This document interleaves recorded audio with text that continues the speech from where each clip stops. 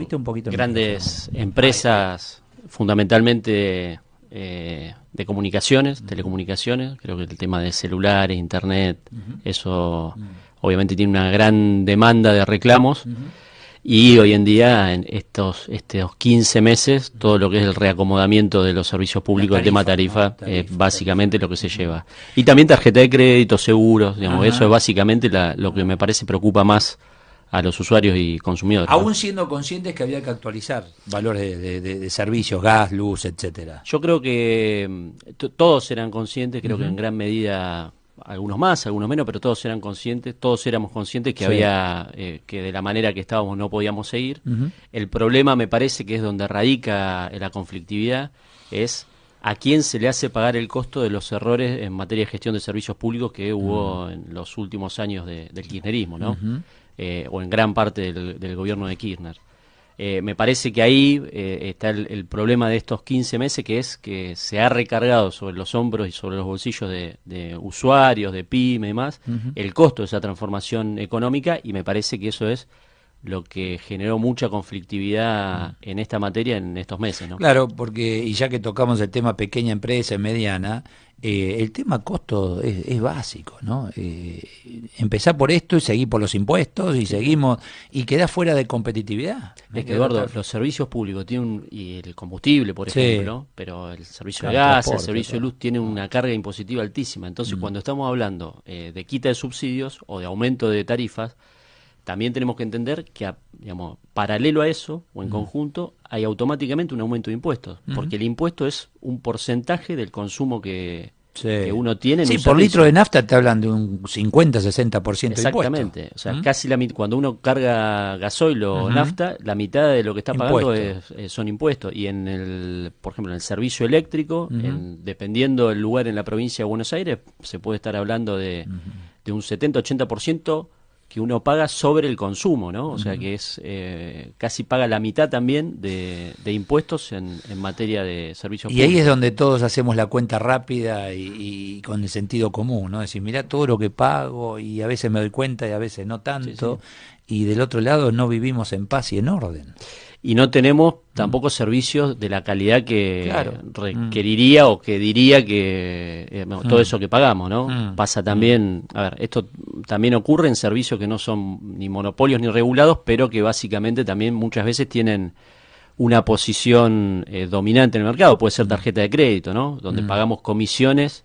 Los usuarios, los comercios, que es los que... Bueno, los comercios parece ahí ahora van a tener una reducción, ¿no? Débito y crédito. Porque ahí también hay una situación de cartelización, ¿no? En algunas empresas, que sobre todo en algunos bancos, que obviamente obligan a los comercios con determinadas condiciones comerciales, y me parece que esos costos que después se trasladan también a los consumidores y a estos pequeños comercios terminan afectando lo que decías vos, la competitividad de la economía. ¿Y vos decís que esos comercios, al bajarle la comisión, por ejemplo, en tarjeta, pueden bajar el precio de los productos? Pueden competir mejor. Hoy te encontrás, yo no sé si a vos te pasará, pero vos vas a algún comercio que tenía promociones por pago contado, que es muy habitual, que la ley de tarjeta no lo permite hacer. La ley de tarjeta de crédito no permite diferenciar o hacer discriminaciones por el medio de pago utilizado. Si vos pagás, digamos, si el precio de lista es uno solo, y no puede haber diferencia por pago con tarjeta de débito, pago con tarjeta de crédito o en efectivo. Pero muchos comercios dicen, bueno, como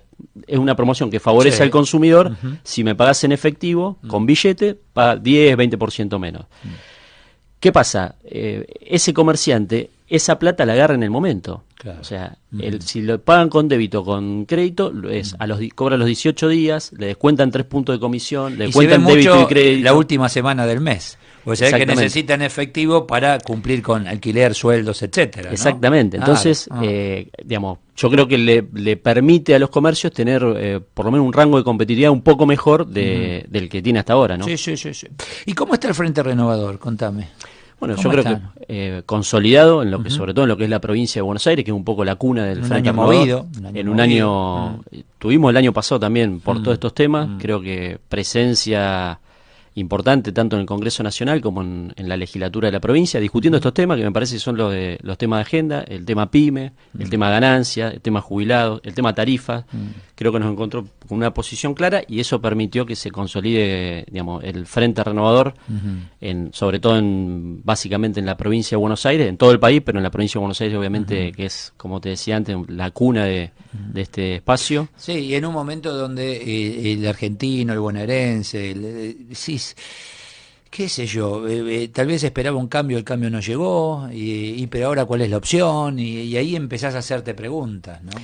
Yo creo ¿cómo decir, mirá que yo puedo ser opción, o no, qué sé yo, pero... Yo creo que hubo en muchos votantes del actual oficialismo hay desilusión, creo que hay una desilusión porque ven que la gestión no es lo que esperaban, creo que la gente más que votar una opción política, votó lo que no quería, digamos, creo que optó por no darle continuidad a lo que venía viviendo, sobre todo en la provincia de Buenos Aires, y me parece que hoy en día se están encontrando con que no era lo que esperaban. Esa desilusión obviamente genera que muchas miradas se posen sobre un liderazgo que mira el futuro y que es claro como el de Sergio Massa. ¿En qué temas, por ejemplo, decir, bueno, no es lo que se esperaba? Bueno, que hablamos, tarifa, es uno claro. En materia de algunos cambios institucionales que se esperaban, los primeros movimientos fueron, si se quiere, raros para esa expectativa que había. Por ejemplo, nombrar jueces de la Corte con decreto.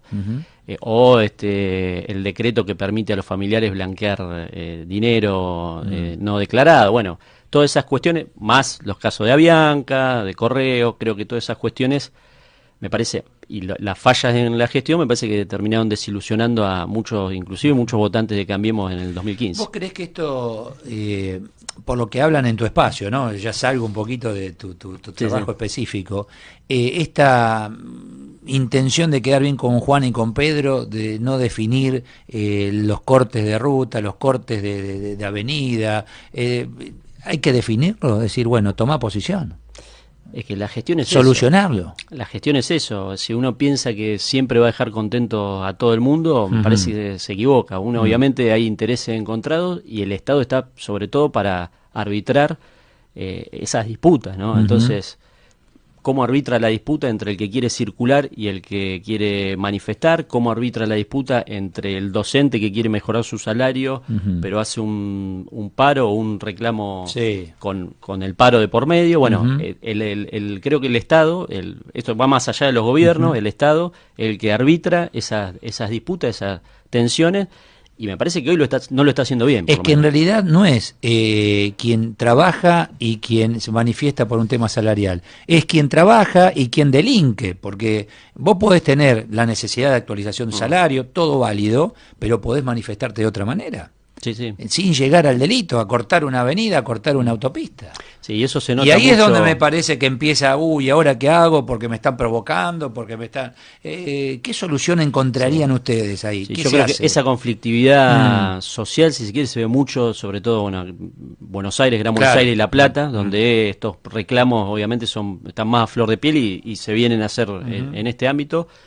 Yo en el interior, por ejemplo, en Trenquelauquen, o sea, hay una conflictividad que es más económica, digamos, por la situación económica, por la situación de tarifa, y quizá no se le agrega lo que es la conflictividad social de decir, bueno, tenemos que venir a Buenos Aires y ver cuánto tiempo nos toma llegar, los cortes. Ahí son temas más regionales, es decir, el tema más puntual. Exactamente, hay temas que son puntuales, sobre todo en materia económica o de producción, que me parece que también están pendientes, pero obviamente que tienen una conflictividad. La conflictividad social se aborda de otra manera. Sí. En el fondo uno, y te hablo desde el llano, ¿no? Cuando te dicen nos tenemos que sentar a una mesa y dialogar, está bien, pero el tema es que sentados a la mesa tienen que estar todos. Sí, bueno, el diálogo no sirve, el diálogo es eso. Si no es monólogo. Y tenés gente que no se sienta y tenés que seducirlos y eso es la política también, ¿no? Creo que seducir, bueno, vení, sentate, que de alguna manera los vamos a... Y yo lo que noto entre, si querés, el presidente y el líder del Frente Renovador, Massa, se subieron al ring.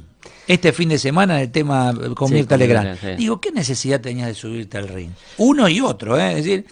va por otro lado. Pero me parece que eso, en Cambiemos hay un enamoramiento del conflicto, de la polarización. Creo que me parece que lo ven como o por lo menos de los análisis que uno ve, escucha y lo que uno mismo puede interpretar, creo que hay un enamoramiento de lo que es el conflicto y de la polarización, que era lo que se nos planteaba como un cambio que iba a suceder, que no iba a ocurrir más, que no se iba a polarizar, y sin embargo es lo que está promoviendo un poco desde el Ejecutivo. O sea, ven la grieta como negocio, es decir, bueno, me sirve. Y porque, digamos, en su análisis, en su matemática política, verán que la grieta es redituable electoralmente para la próxima elección. Sí. A mí me parece que, primero, es un error de concepto, es un error de estrategia.